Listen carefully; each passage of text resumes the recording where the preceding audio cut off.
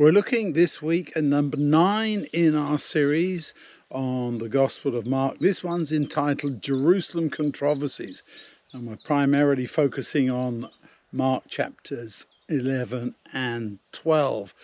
Yes, this is where the conflict is coming to a head. He's always had opposition from the religious leadership in the country to Jesus, but now they are really, I want to say, tired of him, want to get rid of him. You remember that even from the time when he healed the crippled man's hand, that they decided that he was a Sabbath breaker and he needed to go. Now it's all coming to a head as Jesus comes into Jerusalem. It's a triumphal entry in.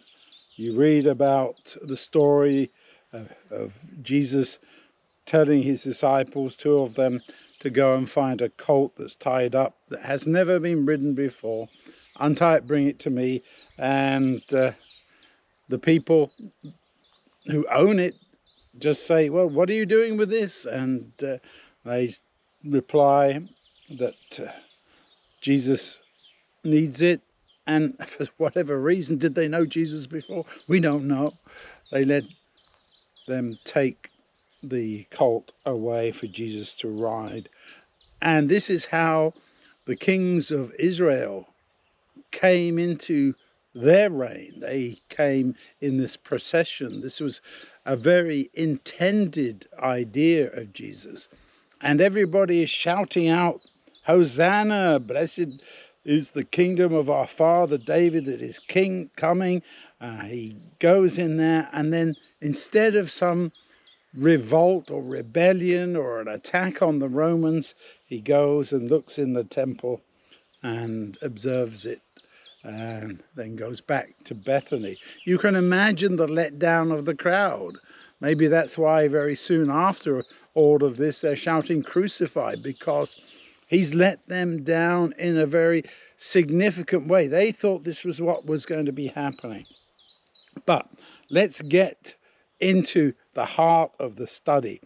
He drives out the people who are buying and selling in the temple, and of course that upsets those who are in charge.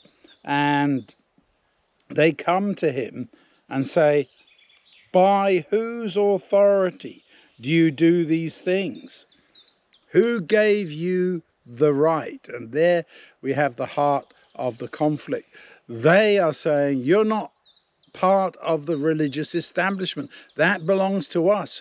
You are a usurper. You're a charlatan, a fraud, or something like that.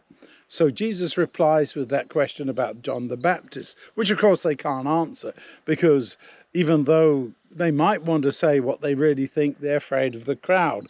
And they say, if we say it's from heaven, he'll reply, so why didn't you believe him? But if we say it's of human origin, well, they were afraid of the crowd because everyone believed that John was a true prophet. So they simply say, we don't know. The agnostic answer, which is always the most useless one, I think, to simply say, I don't know. And then Jesus starts with a very pointed parable, an illustration that goes to the heart of what he thinks they are doing. These tenant farmers who beat up the servants of the owner who come along, and even kill the son because they think that way they can inherit the vineyard for themselves. And of course they are very concerned, the religious leaders, about this, because as it says in verse 12, they realized that the illustration was directed at them, but they were afraid of the crowd. This is peer pressure here, as it were, preventing them from doing what they really want to do. And so then they start sending people to question Jesus. The story about, should you pay taxes to Caesar, a very potent question of the time, obvious reasons. When Jesus answers, gives back to Caesar what belongs to him. And then the Sadducees come along with their hypothetical question about This woman married to 7 brothers. Whose is she in the kingdom? And Jesus says, this proves you're mistaken and that you don't know the scriptures or the power of God. A very strong rebuke to them. And then the question about what is the greatest commandment and so on. Well, there's so much there to talk about.